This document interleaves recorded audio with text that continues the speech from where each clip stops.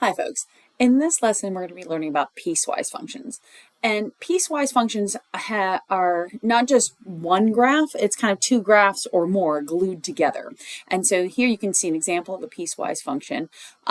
We've got one line with one slope here when x is greater than 0, and then a different line with a different slope when x is less than or equal to 0. And so each piece of the function applies to a different part of the domain.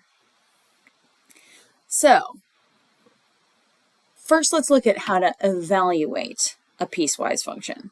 If I want to know what f of x is when x equals 2, my first step here is figuring out, hey, if x equals 2, where in the function am I? Which equation does this apply to? So your first step is to find the bit of the domain that matches x equals 2. And here, x is greater than or equal to 2. This is the equation I should use for evaluating f when x equals 2. So f of x in this case is going to be x minus 5. So when I do f of 2, I'm going to do 2 minus 5, and that works out to be negative 3.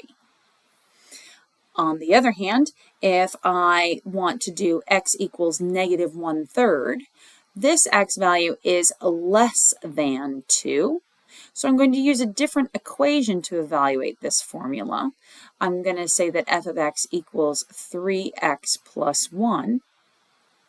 And when I plug in that negative 1/3 value, I get, let's see, negative 1/3 times 3 plus 1. Negative 1/3 times 3 is just negative 1. And then negative 1 plus 1 is just 0. So solving for x equals negative 1/3, I get a value of 0.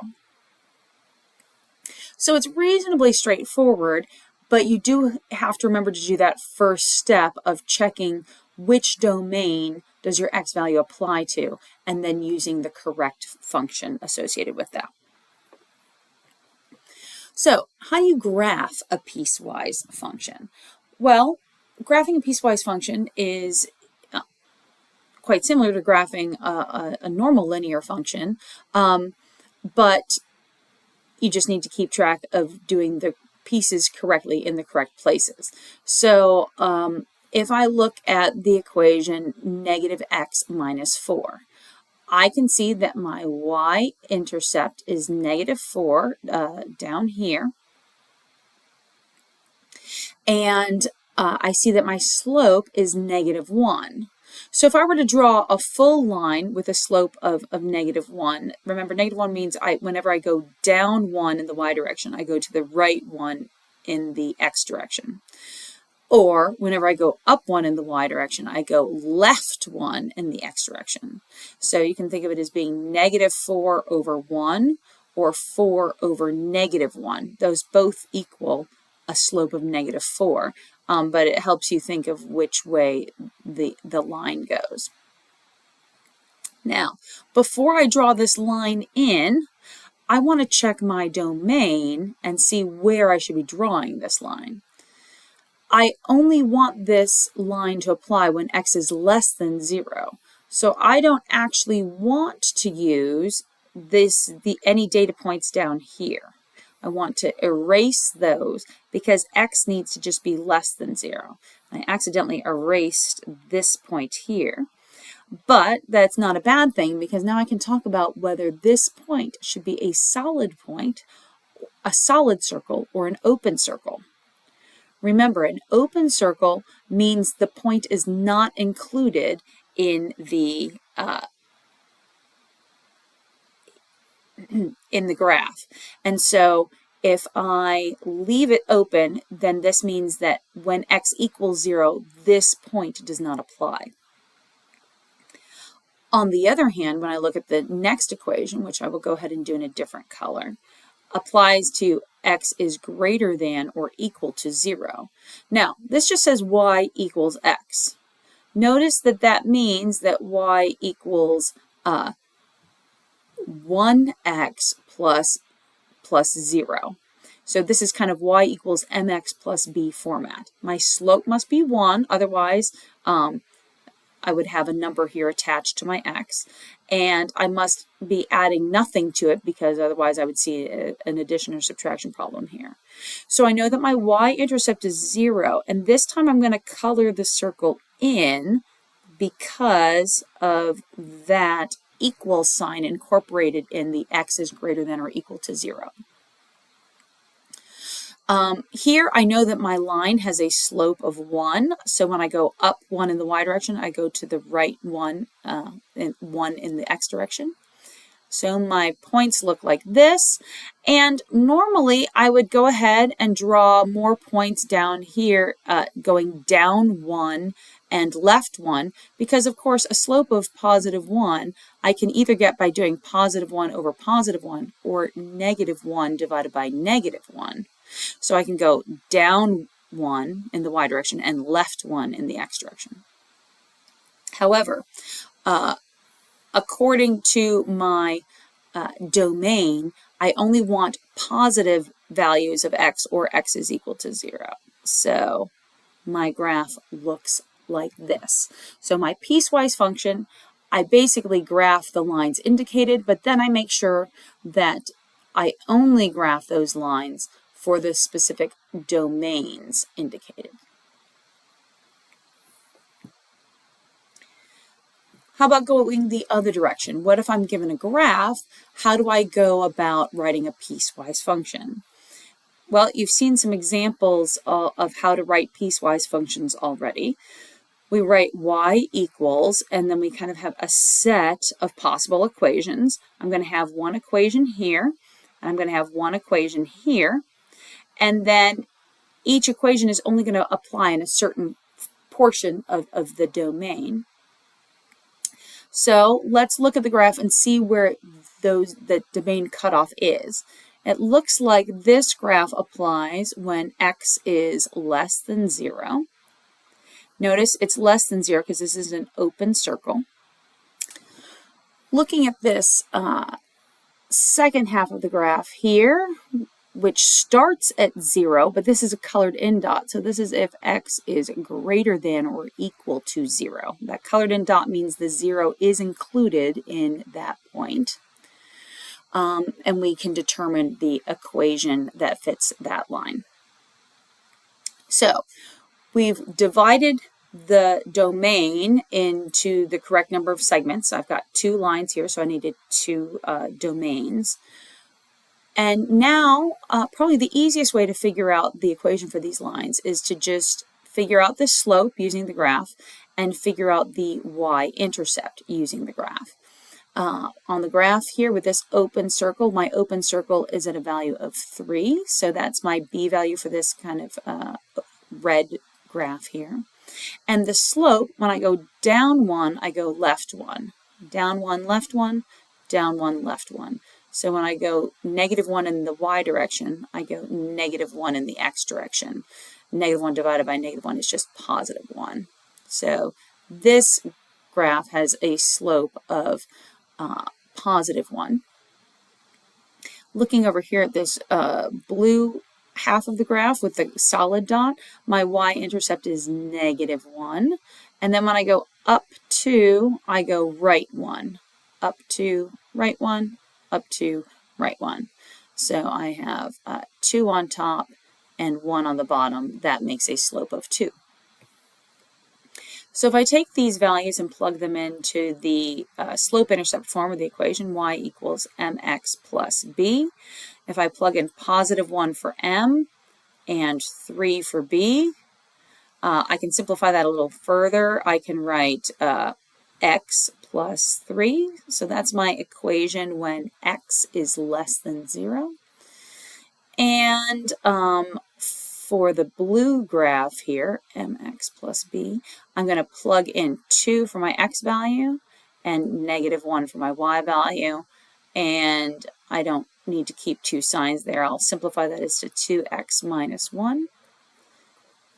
And this I've now written this piecewise function based off of the graph. I've got the 2 components, I've got an equation, and a domain over which that equation applies for both sections of the graph.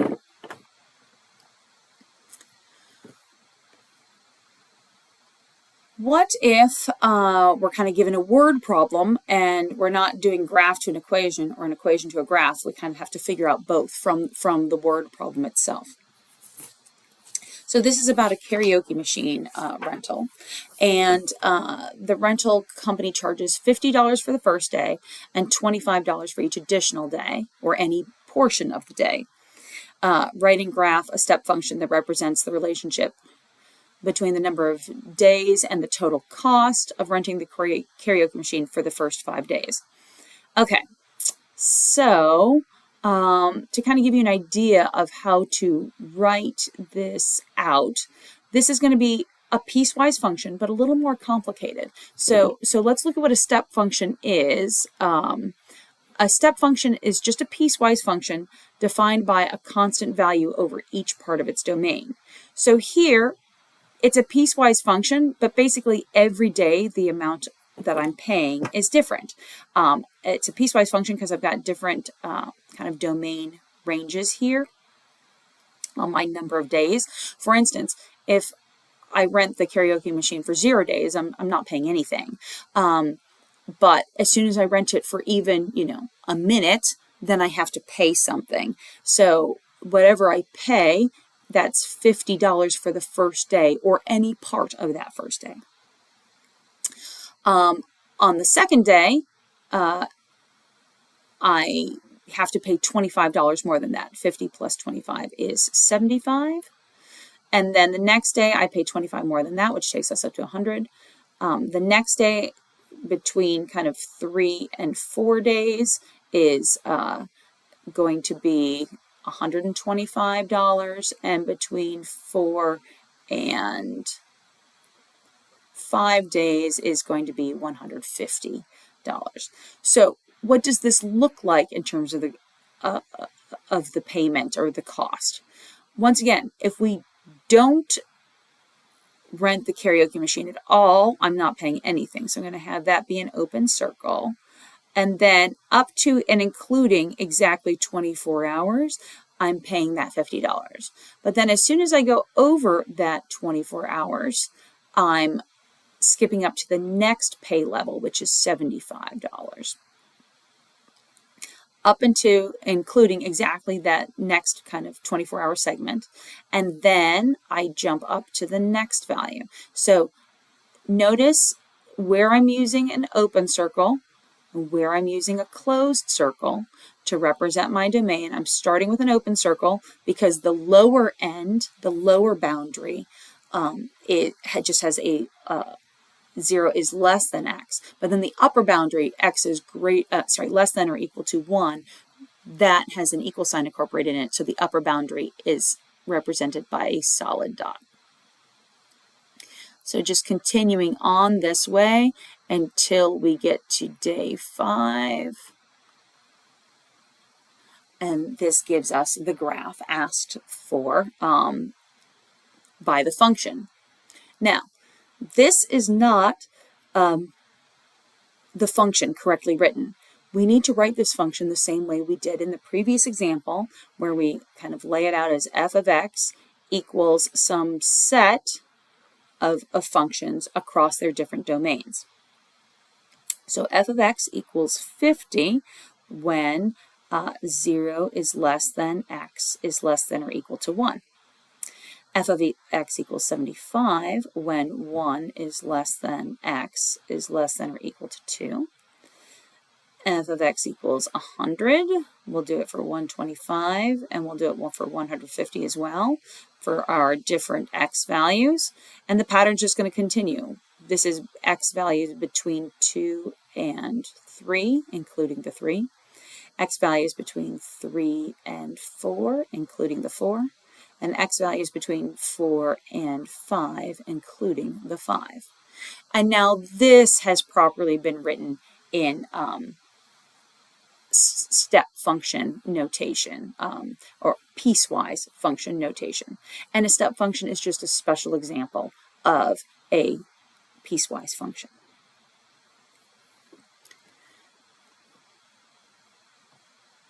Absolute values.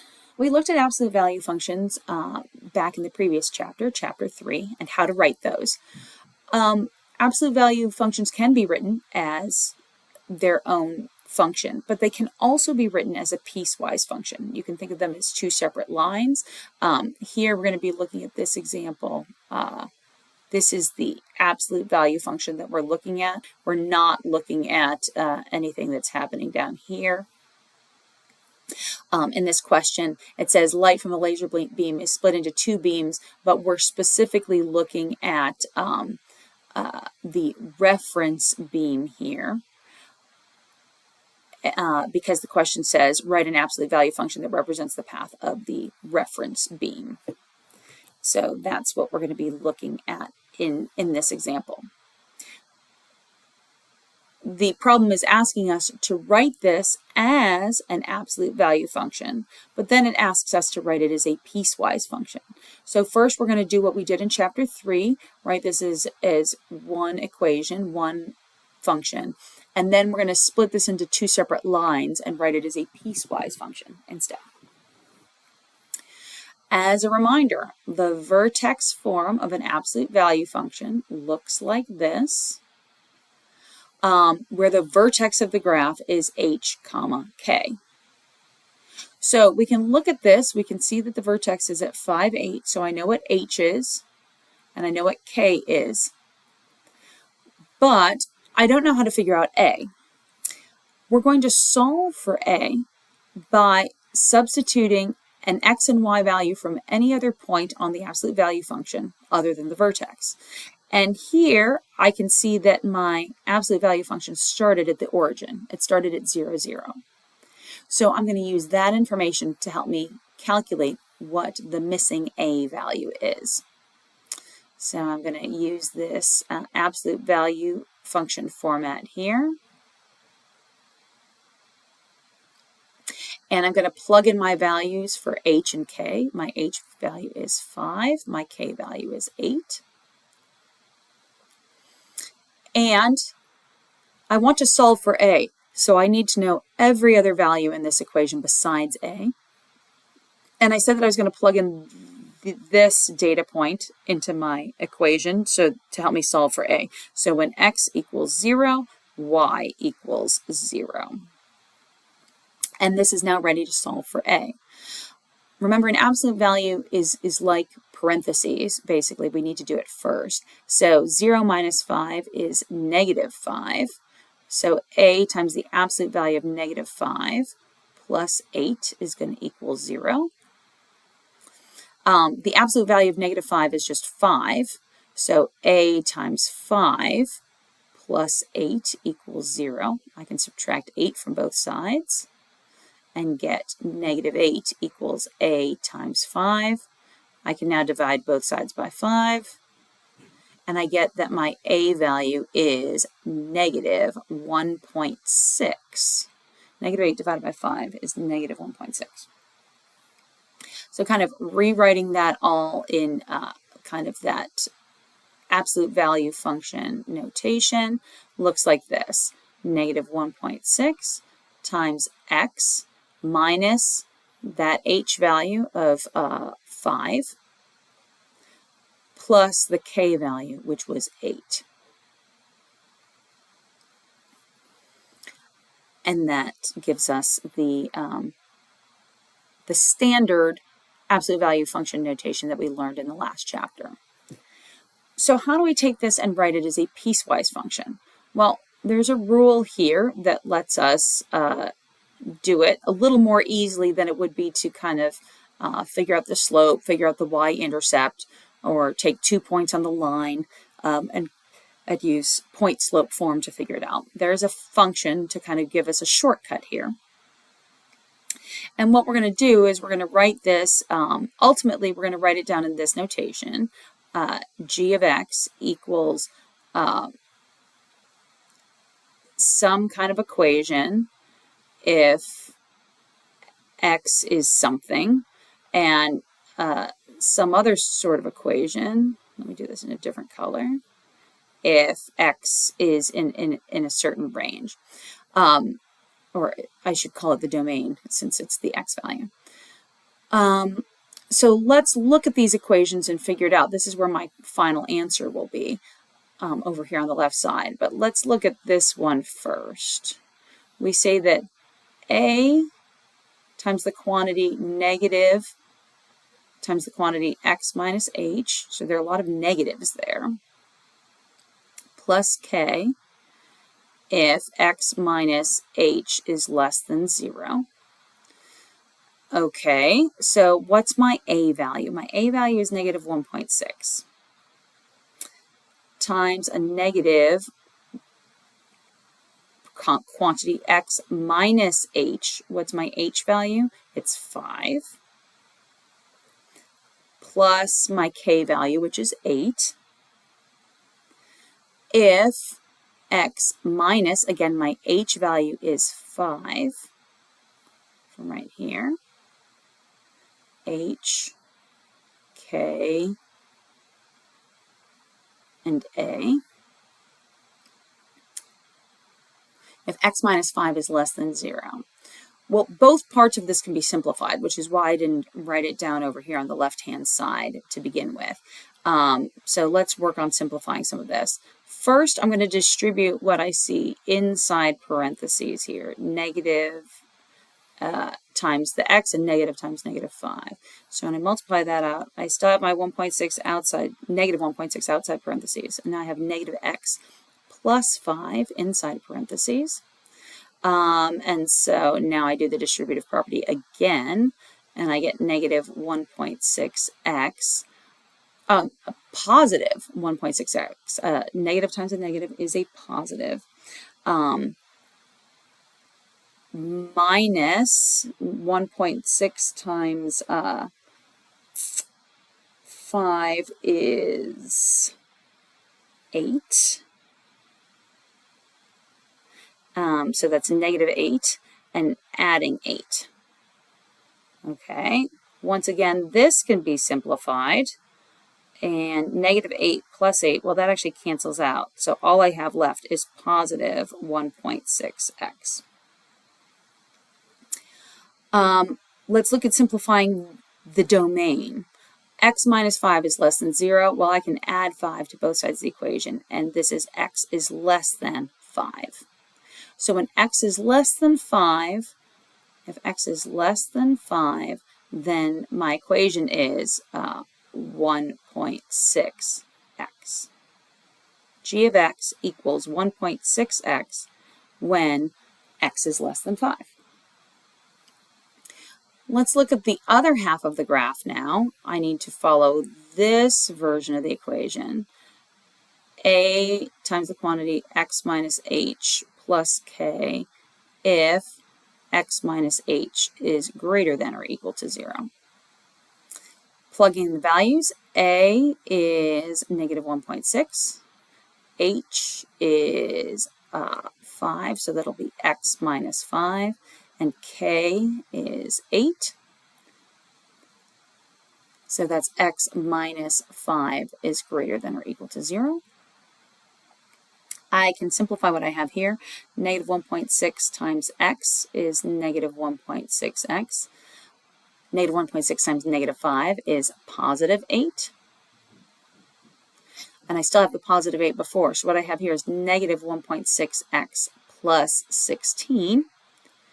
But not for every value of x. Let me finish simplifying the domain here. If I add 5 to both sides of the inequality, I get x is greater than or equal to 5. So my value is negative 1.6x plus 16 if x is greater than or equal to 5. So this is like the final answer to the piecewise function version of this absolute value function. Just to double check that it makes sense based off of the graph, I can see that, yeah, the domain change happens here when x equals 5, since that's the x value of my vertex. And it seems to make sense that when x is less than 5, my line should have a positive slope, and when x is greater than 5, my graph should have a negative slope, and that is in fact what I see here. I hope this helps.